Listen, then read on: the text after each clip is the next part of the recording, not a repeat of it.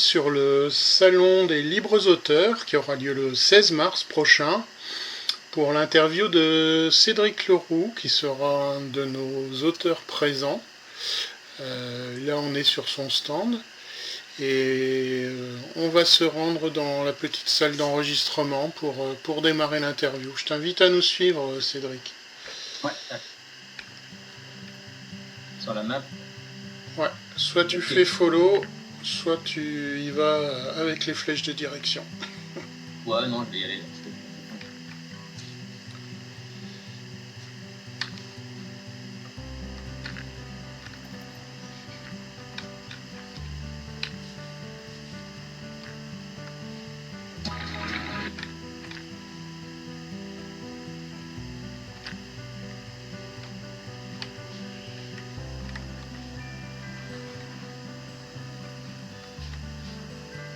T'as vu, je suis rapide, hein.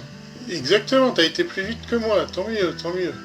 Mais je sais pas si t'as vu, en fait, c'est quand tu fais les doubles clics sur un endroit où tu veux aller, ça y va directement. Tout à fait, on peut se déplacer avec la souris, clic droit. Ouais. Et on Non, vise. c'est pas clic droit, hein, juste tu double clic. Moi, je clique, clic gauche, double clic, et puis t'avances, en fait, et ça t'envoie directement où c'est. Ah ouais, alors t'as peut-être pas de souris, c'est peut-être un. Si, c'est une souris. Hein. C'est une souris. Ah, moi Ah, ouais. ça le fait pas le double clic, c'est marrant.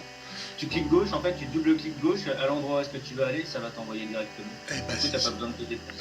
Je ne savais pas encore que cette fonctionnalité-là avait été ajoutée. Elle était réclamée depuis longue date. Ah ouais. Ouais. J'ai l'habitude, en fait, je suis un gamer depuis de longue date en MMORPG.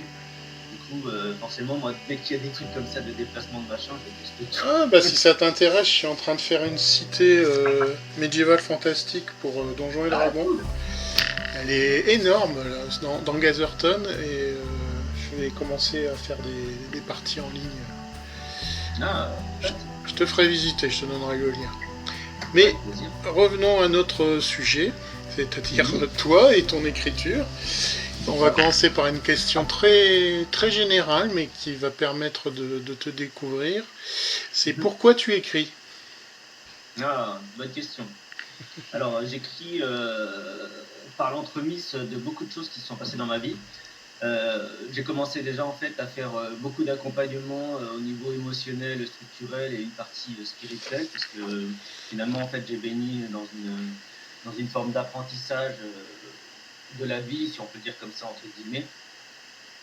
Après certains événements qui sont produits, qui m'ont poussé justement à améliorer mon état d'esprit et surtout mon système cognitif au niveau de la compréhension de comment fonctionnent les choses, mais aussi au niveau, alors il y a un sens spirituel, mais il y a aussi un sens de la science, alors la science quantique ou la science basique, hein, technologique de base, hein, les choses très pragmatiques, mais aussi sur la biologie, sur la nutrition, enfin sur toutes les choses essentielles en fait justement qui participent de la vie en général.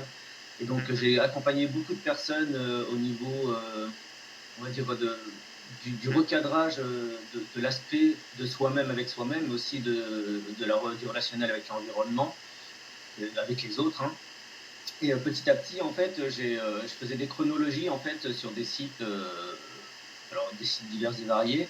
Et petit à petit, en écrivant pas mal de choses, en prenant pas mal de revues, je me suis mis à écrire moi-même.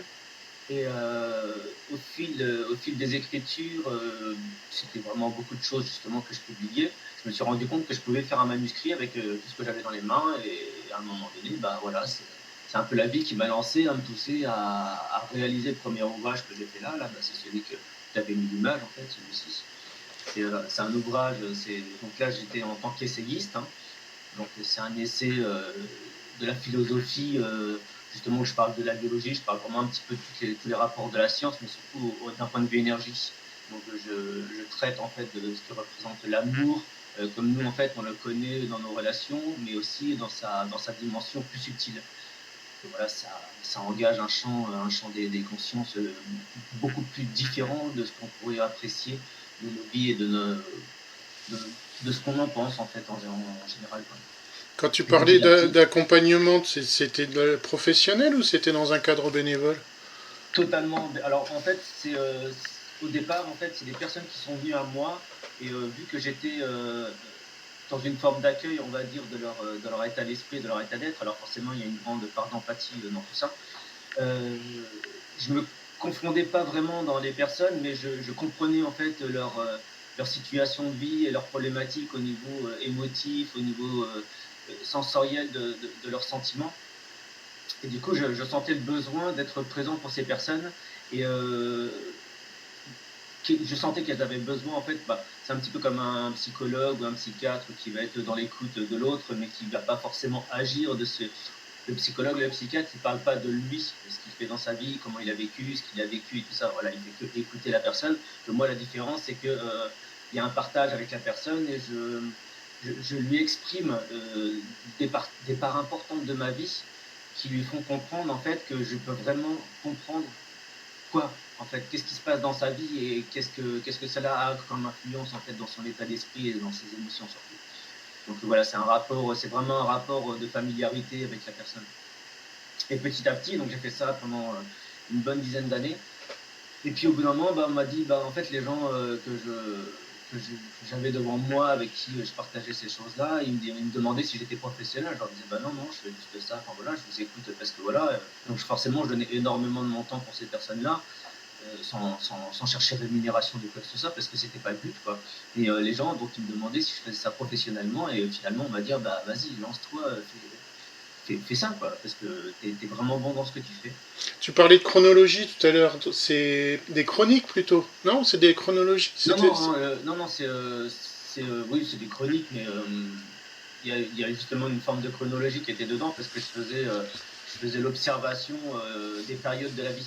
Enfin, des Ah oui, périodes, en fait, des anciennes civilisations et tout. Donc, je parlais un petit peu du peuple de Mu, de l'Atlante, des choses comme ça, mais en même temps, toujours avec la dimension mystique, un petit peu spirituelle.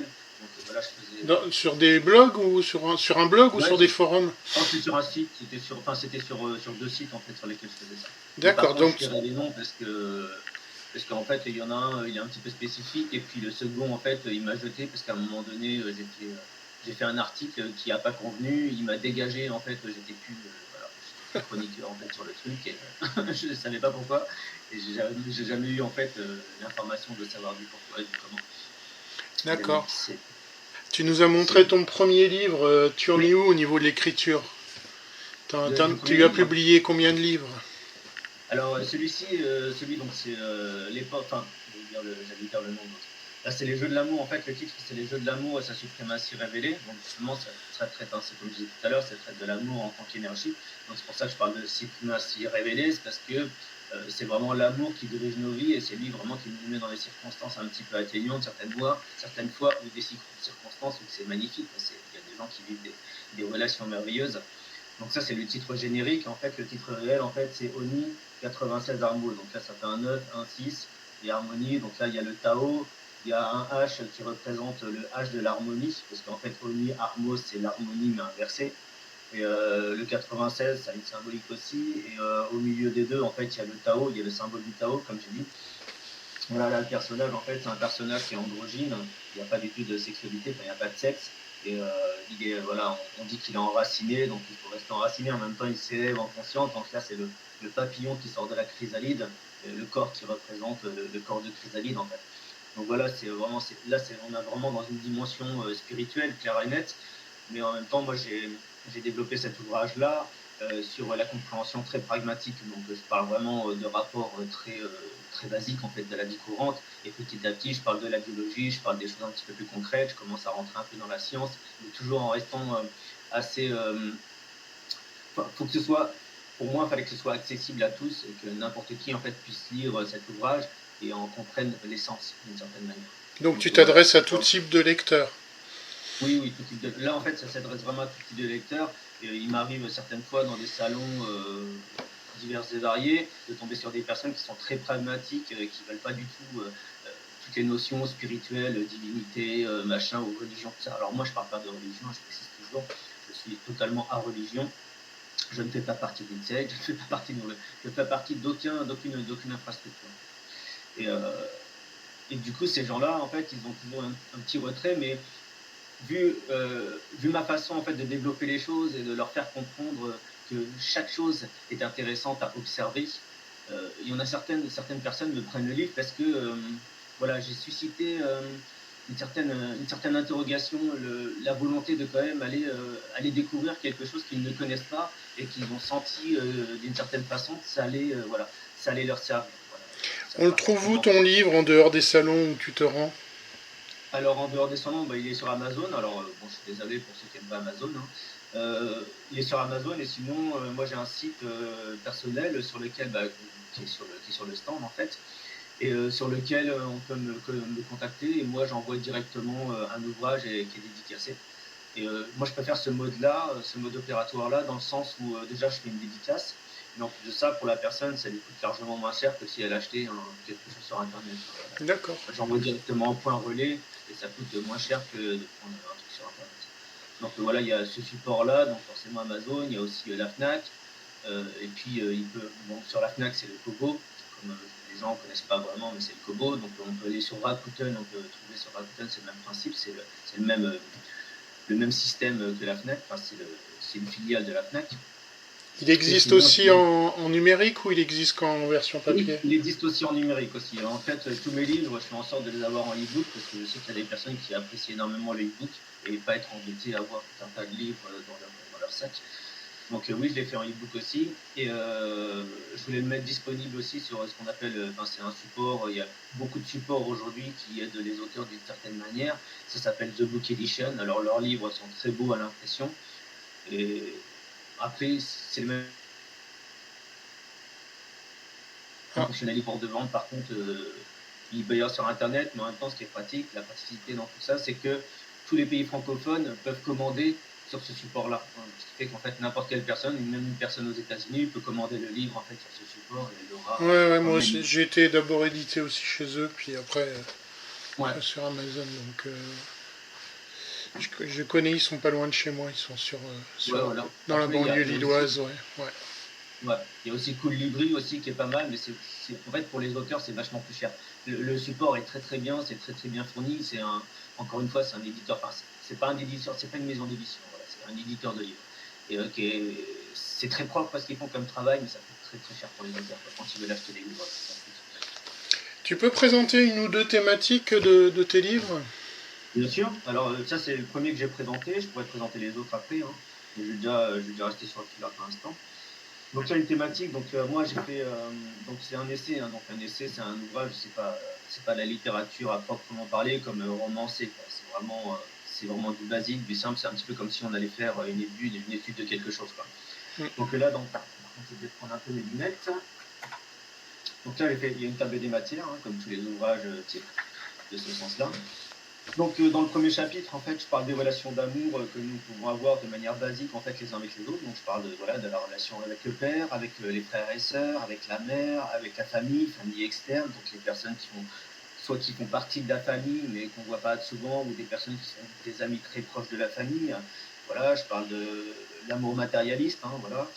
Enfin, toutes les notions qu'on peut avoir dans l'amour. Je parle aussi de l'amour égotique, hein, donc c'est vraiment la proportion de l'ego, de la représentation de soi avec soi-même et la survalorisation qu'on peut avoir avec soi-même. Donc, souvent, il y a beaucoup d'artistes comme ça qui sont des chanteurs, voilà, peu importe, même d'autres personnes de la vie de tous les jours. Sur le chapitre 2, en fait, je parle de l'amour en tant que relation passif et actif, sociétal ou familial. Donc c'est pareil, je rentre un petit peu dans les mêmes propos, mais je fais un petit peu plus dans la structuration, donc dans le développement de l'observation de ce que ça représente. Donc je parle de l'éducation aussi. Donc voilà, c'est pareil, hein, on a des schémas qui sont un petit peu aujourd'hui encore très colorés, mais qui écartent. Alors je parle aussi d'une relation de respect dans ces choses-là, parce que ça fait partie aussi des notions. Alors, si je peux prendre un élément, je peux parler à un moment donné, je parle du sixième sens, du féminin. Le sixième sens, en fait, c'est tout à fait une relation directe avec l'amour, parce qu'il y a une forme de magnétisme dans tout ça. Mais on sait très bien que le sixième sens, on le catégorie dans le sens où la personne a une forme de captation prémonitoire, entre guillemets, lui permettant de ressentir en fait que quelque chose pourrait être dommageable avant que la chose arrive. Et c'est vraiment ça le sixième sens. C'est la femme en elle-même, en fait, elle a ce sixième sens à la naissance, mais après, il est un petit peu, on va dire, étouffé par la programmation de la société et puis les formes de conditionnement qu'on peut avoir.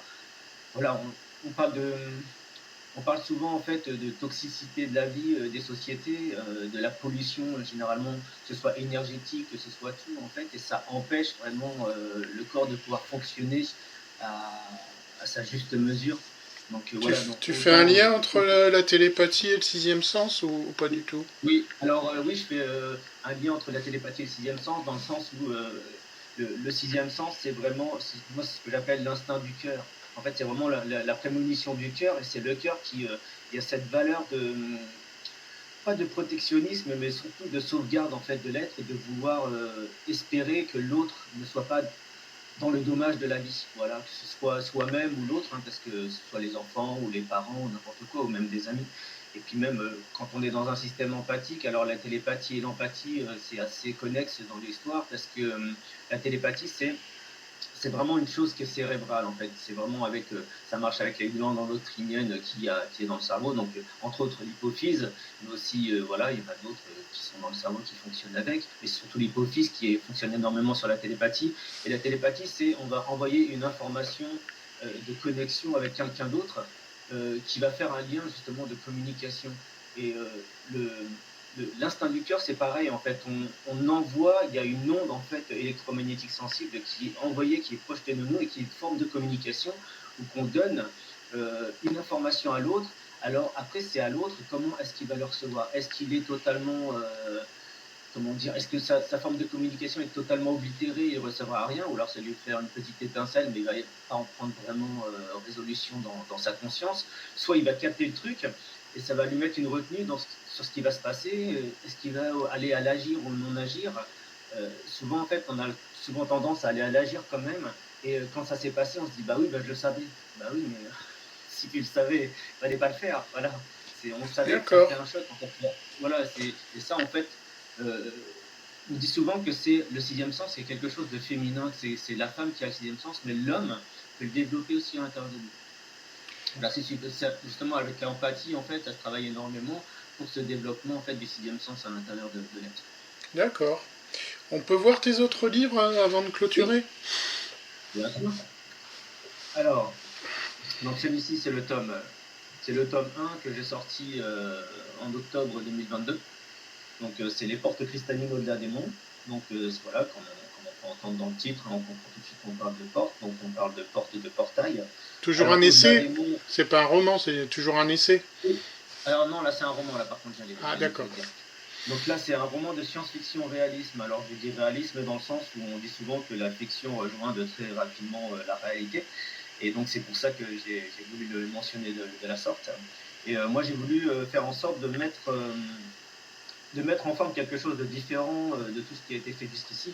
Donc on parle souvent dans les schémas de vision différentes de la vie quotidienne qu'on a l'habitude d'avoir. On parle de dystopie, on parle d'utopie, voilà. Euh, on parle vraiment de choses différentes. Et moi, pour moi, dans ce que je réalise dans cet ouvrage, c'est quelque chose, c'est pas une utopie. Une utopie, c'est quelque chose qui est imaginaire, mais dont on n'a pas les moyens de faire. Que là, en fait, moi, c'est un imaginaire, mais qu'on peut réaliser et qui aurait pu être réalisé si on avait fait des choix différents. Donc, j'ai gardé la même racine, en fait, grecque de la dystopie et de l'utopie. Donc, le topos, qui veut dire le lieu, l'endroit. Et je suis allé chercher le mot qui veut dire vrai, réel, et c'était éthéos. Et du coup, j'ai fait Éthiopie. Donc, j'ai pris ce mot Éthiopie pour représenter la forme littéraire, en fait, de mon ouvrage, enfin, la forme de l'histoire, en fait, de la représentation de l'histoire. D'accord. Et donc, dans cette histoire, en fait, je parle d'un monde parallèle au nôtre, qui est différent dans le sens où ils ont évolué sans certaines technologies que nous utilisons nous, mais avec des technologies beaucoup plus en adéquation avec la nature, avec le respect du vivant. Donc, ils n'utilisent pas d'énergie fossile, ils ne sont pas du tout à la détérioration de la nature, il n'y a pas de route, il n'y a pas de fil électrique partout. Et donc ça fait à peu près 2 siècles qu'ils utilisent l'énergie libre. Voilà, donc après les charrettes, après les premiers véhicules en fait qu'on a eu qui fonctionnaient, alors certains qui fonctionnaient déjà au magnétisme à cette époque-là, mais il y en avait la plupart qui fonctionnaient au charbon, comme on connaît à cette époque-là, le charbon qui a énormément sali. Et dès qu'ils ont découvert en fait qu'il y avait l'énergie libre comme nous, ce qu'on connaît aussi grâce aux travaux de Nikola Tesla qui a été largement étouffé dans l'histoire, on aurait pu avoir ce genre de véhicule pour fonctionner et éviter justement d'avoir des routes et tout un tas d'infrastructures, que ce soit des centrales nucléaires, des centrales hydrauliques, enfin, tous les trucs qui, ne, qui ne sont pas du tout en accord avec la nature. Donc voilà, j'ai voulu représenter ce que nous, on aurait pu vivre. Donc c'est vraiment ça le modèle de l'Éthiopie, c'est comment on aurait pu vivre les choses si on avait fait des choix différents. Et du coup, c'est la représentation que j'ai fait sur un monde parallèle qui, eux, ont vécu ces choses-là et qui nous montrent ce qu'on aurait pu vivre. Et c'est ça que je trouve assez intéressant. Donc c'est vraiment l'observation d'une vision différente. Donc il y a plein d'autres petits schémas aussi. Tu as parlé de tome 1, donc j'en déduis qu'il y a un tome 2. Ouais, il y a un tome 2. Alors est-ce que j'en ai un là qui traîne dans le coin? Ça, j'ai pas pensé. Je sais pas si vous m'avez qui traîne dans le coin, je crois pas. Bah, donne-nous le titre, hein. De toute façon tu le connais ton livre. Ouais, je connais, ouais. Mais, en fait, le titre du tome 1, c'est l'exploration. Donc là, on explore le monde, on fait de la découverte, et en même temps, on fait le parallèle entre notre monde et comment se sont développés ces êtres-là sur ce monde-là. Et l'autre tome, le tome 2, c'est rencontres. Et rencontres, c'est là où les personnages commencent vraiment à s'associer les uns aux autres et à commencer à, à générer l'histoire du développement de ce qu'ils vont avoir comme aventure à vivre. Donc l'aventure en elle-même, donc voilà, on parle des portes cristallines au-delà des mondes, donc forcément on trouve bien qu'il y a une dimension de voyage quelque part de sang dedans, quoi. Et là moi je me suis basé sur les voyages dans les mondes parallèles. Donc dans le sens justement, c'est pour ça que voilà, il y a cette histoire de mondes différents qui est un peu plus futuriste que le nôtre. Et sur leur monde à eux, en fait, ils se sont tellement bien développés, même au niveau de la sagesse, que d'autres êtres sont venus d'autres galaxies pour les accompagner et leur amener d'autres technologies nouvelles pour améliorer justement celles qu'ils avaient déjà. Donc il y a cette dimension de la technologie et aussi la dimension spirituelle qu'ils apportent avec ce schéma-là. Et donc dans ce développement, il y a toujours une infrastructure un petit peu belliqueuse qui traîne derrière tout ça, même si on essaie de...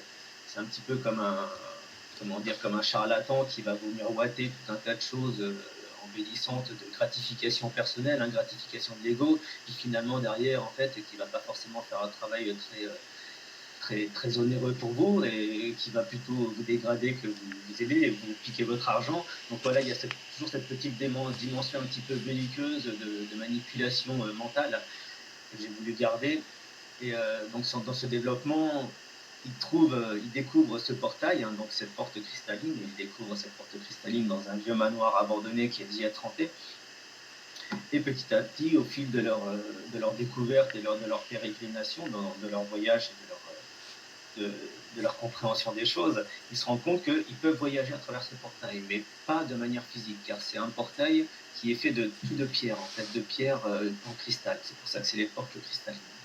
Voilà. Et en fait, voilà, la pierre centrale, c'est une grande pierre, donc toute la pierre qui est là, en fait, c'est une pierre d'obsidienne céleste. Donc pour les gens qui connaissent les pierres, la pierre d'obsidienne céleste, en fait, c'est une pierre qui est réfractaire à toutes les énergies négatives. Ce qui veut dire qu'en fait, un être vivant, en fait, qui soit humain ou non humain, si vous voulez voyager à travers ce portail, bah, s'il est néfaste, s'il est sombre et s'il a de mauvaises intentions, il ne pourra pas le faire. Voilà, donc quoi qu'il essaye de faire, il ne pourrait pas passer à travers le portail. Donc voilà, il y a la dimension de l'esprit, il y a la dimension de la relation avec des choses matérielles qui sont là pour nous accompagner, telles que les pierres. On peut voir aussi en lithothérapie, il y a beaucoup de personnes qui utilisent les pierres pour faire des soins. Donc, et puis voilà, je parle aussi un petit peu d'archéologie, je parle des anciennes civilisations. Donc je fais aussi des mentions, je reste sur le schéma dans lequel j'ai traité avant. Je parle de l'Atlantide, du peuple de Nu, voilà, des anciennes civilisations qui ont potentiellement, parce que encore une fois ça reste de la théorie, vécu sur ce monde. Donc voilà, c'est vraiment... L'histoire se termine sur le tome 2 ou il y aura une suite? Alors, le tome 2, c'est une continuité, il y aura un tome 3 et un tome 4. D'accord. Donc tu es, Voilà. déjà à l'œuvre sur l'écriture? Ouais. C'est ça, oui. Le tome 3, j'ai déjà bien commencé. Alors donc le tome 2, lui, je l'ai sorti l'an dernier au mois de juin. Et je rappelle, le tome 1, j'ai sorti au mois d'octobre 2022, donc l'année d'avant. Donc j'ai déjà bien travaillé pour sortir le tome 2 très rapidement. Donc le tome 3, ça mettra un petit peu plus de temps, parce que là, je me suis dit, je sors le tome 1, le tome 2 assez rapidement, le tome 2 après le tome 1. Comme ça, les lecteurs qui vont avoir les ouvrages, je sais le temps que ça met des fois de lire en un certain temps. Donc ça me laisse le temps pour le tome 3 de faire la réalisation, mais en fait j'ai déjà beaucoup de choses qui sont prêtes. Là, si vous voulez, sur ma gauche, en fait, j'ai ma porte, j'ai une porte photoréfléchisseur, mais j'ai plein de petits post-it où j'ai toutes les choses en fait qui sont passées par la tête que je voulais mettre dans l'ouvrage, et les relations que je voulais mettre autant entre les personnages que entre les mondes à découvrir. Voilà. Parce que forcément, vu que tu es de la même catégorie d'écrivain que moi, c'est-à-dire que tu es un structuraliste. Tu as besoin de faire un organigramme pour écrire. Ouais. Là au-dessus, j'ai tout un. Alors, je sais pas si tu pourrais le décrocher, non, si c'est le bazar. En fait, j'ai toute la chronologie que j'ai faite. Donc, en haut, j'ai mis une barre avec les périodes, les années. Et en dessous, en fait, il y a chaque chapitre avec chaque scène de chapitre, et qui sont avec des petits traits, en fait, pour voir la corrélation dans le temps. Parce que je fais des petits sauts dans le temps. Il n'y en a pas énormément, mais il y en a quelques-uns quand même, qui sont retranscrits forcément dans la littérature. À chaque début de scène, en fait, je dis la période dans laquelle on est. Un petit peu comme aujourd'hui, on voit beaucoup dans les séries, même dans le cinéma. Il y a beaucoup de sauts comme ça dans le temps. Donc voilà, il y a une chronologie qui est très complète, qui n'est pas complexe, je précise bien, qui n'est pas complexe dans sa structure, mais qui est très complète parce que voilà, forcément quand on parle d'un personnage, des fois on a besoin de savoir un petit peu des choses de sa vie, qu'est-ce qui a amené en fait à se retrouver dans cette situation-là. Donc c'est bien de savoir faire des petits bonds dans le temps, moi je trouve ça intéressant. On va voir les visuels et les liens internet sur ton stand. Ouais. Allez, on y retourne. Ouais.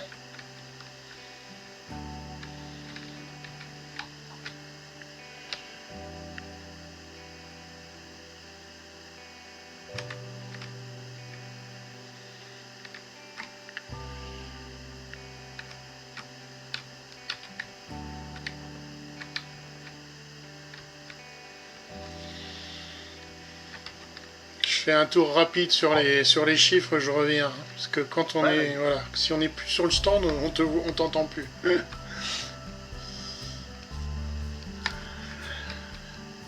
me mets à côté de toi si tu veux. Ouais.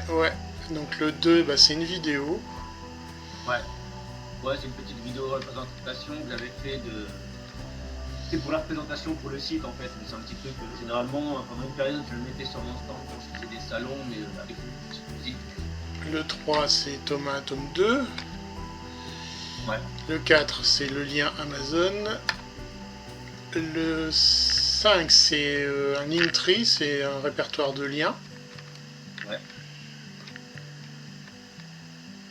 Le 6, ça je ne sais plus ce que c'est. C'est Harmonie, c'est... c'est le premier livre que tu as montré. Oui. Ça doit être le lien Amazon du premier livre. C'est ça. Le 7, c'est le lien Amazon du premier livre. Non, du premier. Et le 8, c'est un Linktree aussi, donc c'est un répertoire de liens, toujours sur ce livre. Oui. Alors, en fait, j'ai deux répertoires de liens. Il y a le répertoire de liens sur le premier livre, en fait, que je fais en 2016. Donc, celui qui est vraiment laissé, qui parle de l'amour en tant qu'énergie. Et l'autre lien, en fait, c'est vraiment séparé. Et l'autre lien, c'est vraiment les portes cristallines. Donc, il y en a un, c'est vraiment les jeux de l'amour et c'est super ainsi révélé. Et l'autre, c'est les portes cristallines. J'ai fait vraiment deux cadres différents. D'accord. Bon, écoute, on te retrouvera donc le jour du salon. On peut venir te voir sur ton stand. Tu as déjà une idée à peu près des horaires auxquels tu vas te connecter, puisque on demande aux auteurs d'être présents à peu près 6 heures dans la journée sur leur stand, suivant les horaires qu'ils souhaitent, quoi. Je pense que je serai connecté toute la journée, parce que moi, en ce moment, j'ai beaucoup de travaux à faire sur mon ordinateur. Donc voilà, je serai quoi qu'il arrive. Tu seras en face de ta caméra, ça marche. Voilà, c'est ça, en fait, quand je fais des salons du livre, ou des salons, là, je fais un salon de science-fiction super-héros, là, ça s'appelle Mugen Collector, où il y a du cosplay, il y a plein de choses. En fait, il y avait deux acteurs connus qui étaient là. Il y a une actrice qui a joué dans Harry Potter, qui était là pour faire des dédicaces, et un acteur qui a joué dans Doctor Who. Alors, c'est pas des acteurs principaux, c'est des seconds rôles. Voilà, du coup, ça fait plaisir. Et les gens, ah oui, le Mugen, moi je ne connais pas, j'ai pas été, mais j'ai des amis qui y vont. Il y a un club de Star Trek, le Star Trek French Club, Ouais, c'est ça. Je les connais bien, eux, et puis il y a des cosplayers aussi, des assos de cosplay qui viennent. Là, il y avait un Chewbacca qui était magnifique. Je connais les Lillois, ouais. Bon, je remets en visuel les stands, et puis j'en profite pour m'adresser à ceux qui nous regardent, vous dire qu'il reste des stands disponibles à la fois pour les auteurs et les professionnels qui offrent des services aux auteurs, que ce soit correcteurs, même des éditeurs, hein, pourquoi pas. Il reste des stands disponibles et clôture des inscriptions, par contre, ce sera le 11 mars. Qu'on a eu le temps de finir d'agencer. Et puis, en tout cas, le salon, il reste ouvert toute l'année, en visite en off, avec un nombre limité d'avatars. Vous pouvez venir en petit groupe pour visiter les stands. Bon, les auteurs ne seront pas forcément présents, mais ça vous permet déjà d'avoir un aperçu du salon. Puis si vous ne connaissez pas trop bien le métavers, c'est l'occasion de vous y essayer, de voir un peu comment cela fonctionne au niveau technique. Et de toute façon, vous pouvez laisser des messages et moi je peux vous organiser une visite guidée si besoin, si vous avez besoin d'informations. Voilà, je vous dis à tous à bientôt et on se retrouve sur le salon en off ou en on le jour du 16 mars. À bientôt.